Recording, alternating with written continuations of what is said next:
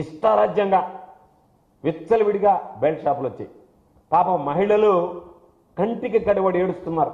అయ్యా, ఊళ్ళలో బెల్ట్ షాపులు వచ్చాయి, గతంలో దొరకనటువంటి మద్యం ఈరోజు విచ్చలవిడిగా దొరుకుతుంది, దానివల్ల మా కుటుంబాలు రోడ్డున పడేటువంటి పరిస్థితి ఏర్పడ్డాయి, ఇంట్లో ఉండేటువంటి మగవాళ్ళు తాగుడికి బానిసైనటువంటి వాళ్ళు, అలవాటు పడేటువంటి వాళ్ళు విచ్చలవిడిగా ఈ బెల్ట్ షాపులో వెళ్తే ఎప్పుడంటే అప్పుడు దొరికేటువంటి లభ్యం వల్ల ఈరోజు కుటుంబాలు చితికిపోతున్నాయని చెప్పి బాధపడేటువంటి పరిస్థితి. అయితే ఇవన్నీ మాకు అవసరంలే, మాకున్నది మా లక్ష్యం. ఎమ్మెల్యేలు కానీ తెలుగుదేశం పార్టీకి సంబంధించినటువంటి చోట నాయకులు కానీ ప్రతి మద్యం షాపు నుంచి బెల్ట్ షాప్ వరకు మాకు ఎంత కమిషన్ ఇస్తారో చెప్పండి, మీరు ఎక్కడైనా పెట్టుకోండి, మాకు అభ్యంతరం లేదు.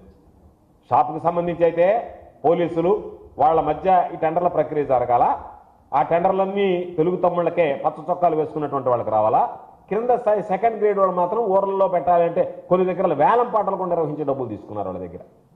లేదంటే మాకు నెలకి ఎంతని చెప్పి కడితే ఇక్కడ మీరు బెల్ట్ షాప్ పెట్టుకోవచ్చు అని చెప్పి అక్కడ ఉన్నటువంటి తెలుగుదేశం నాయకులు వాళ్ళ ఆంక్షలు జారీ చేసి వాళ్ళ దగ్గర నుంచి ఈరోజు వసూలు చేసేటువంటి పని. నేను చెప్పేది, చంద్రబాబు నాయుడు ఈరోజు సమాధానం చెప్పాల్సింది, ఎన్నికలకు ముందు నువ్వు ఏమి చెప్పావు పదే మద్యం రేట్లు తగ్గిస్తాను అని చెప్పినటువంటి మాట వాస్తవమా కాదు? ఈరోజు ఏరు దాటాక తెప్పదగలేసినట్టుగా ఈరోజు మద్యం తగ్గించకపోగా బాటిల్ 10 నుంచి 20 రూపాయల నుంచి 30 రూపాయల దాకా పెంచుకుపోతూ ఉంటే ఇది భారీగా కమిషన్లు దండుకునే దాంట్లో భాగంగా నువ్వు తీసుకున్నటువంటి నిర్ణయం తప్ప ఇది ఎవరిని ఆలోచించి ఎవరిని ఉద్దేశించి నిర్ణయం తీసుకున్నావు? దీనివల్ల ప్రభుత్వ ఆదాయమా పెరిగే పరిస్థితి కనపడటంలే. లేదు, దీనికి సంబంధించినటువంటి దాంట్లో నువ్వు ఉన్నటువంటిది రేట్లు పెంచడం, రేట్లు పెంచి వాళ్ళకి దోచిపెట్టడం, వాళ్ళ దగ్గర నువ్వు కమిషన్లు తీసుకునే దానికి ఆలోచన చేయడం తప్ప ఇది ప్రజల సొత్తు పరుల పాలు అన్నట్టుగా ఈరోజు ప్రజలకు సంబంధించినటువంటి సొత్తుని మీరు దొంగల్లాగా చేరి పంచుకునేటువంటి పరిస్థితి ఏర్పడింది. ఇప్పటికే 100 కోట్ల రూపాయలు ఒక్కొక్కరు డీల్ చేసుకోవడం, ఆ డీల్ ప్రకారం ఎవరికి ఇవ్వాలనేటువంటిది జిల్లాల వారీగా మీరే నిర్ణయించడం, దానికి మీ ఎమ్మెల్యేలకు కొంత వాటాలు, మీకు సంబంధించినటువంటి దాంట్లో 100 కోట్ల రూపాయలు ఇప్పటికే మీరు డీల్ కుదుర్చుకుని ఈ సిండికేట్తో ఆ డీల్లో భాగంగా ఇప్పటికే మీకు ముడుపులు అందేటువంటి పరిస్థితి ఏర్పడింది. దానిలో పరాకాష్ఠగా ప్రభుత్వ ఖజానాకి గండి కొట్టి ఈరోజు జేబులోకి ఏటా ముడుపుల వరద పారించుకోవాలనేటువంటి దాంతో కొన్ని ఛానళ్లు కూడా ఏర్పాటు చేసుకున్నారు.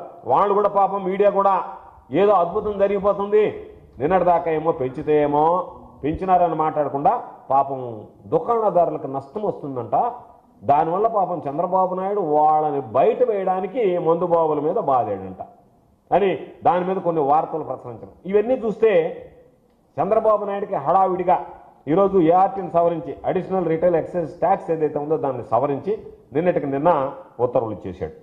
ఉత్తర్వులు ఇచ్చేసా దాదాపుగా అన్ని బ్రాండ్లకు సంబంధించి 10 నుంచి 20% వరకు పెరిగాయి. దీనివల్ల ఏమైంది? చంద్రబాబు ఉండవల్లి నివాసానికి 1000 కోట్ల రూపాయలు మద్యం ఏరులై పారుతుంది.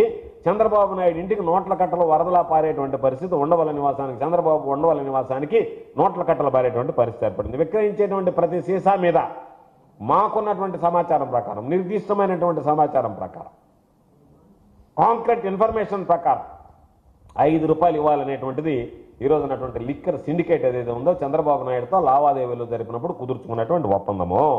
దానిలో భాగంగానే ఈరోజు కరకట్ట బంగ్లాకు సంబంధించి ఎంత వస్తుందనేటువంటిది లెక్క వేసి దాంట్లో ఈ మార్జిన్ పెంచడంలో కూడా చంద్రబాబు నాయుడు మార్క్ దోపిడీ కనపడుతుంది. కాబట్టి దానికి సంబంధించి ఎందుకు ఈ మాట అన్నామంటే, ఈ లిక్కర్కి సంబంధించినటువంటి వ్యక్తులు కొంతమంది వెళితే చంద్రబాబు నాయుడు గారు స్వయంగా మార్జిన్ పెంచితే నాకేంటి, ప్రభుత్వానికి ఏంటి కాదు నాకేంటి అనేటువంటి మాట మాట్లాడాడని బయట చాలామంది దాని గురించి చర్చించడం జరిగింది.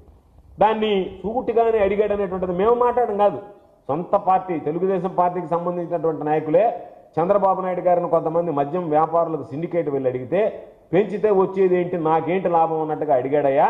దాన్ని మీరు పూర్తిగా లోతుగా పరిశీలించి తీసుకుని వెళ్ళి దాని మీద ఏ నిర్ణయం తీసుకోవాలనేటువంటి దాని మీద మీరు ఆలోచన చేయండి అని చెప్పి తీసుకువెళ్ళినటువంటి కొంతమంది తెలుగుదేశం పార్టీ నాయకులు బయట కూడా బాహాటంగా మాట్లాడడం జరిగింది.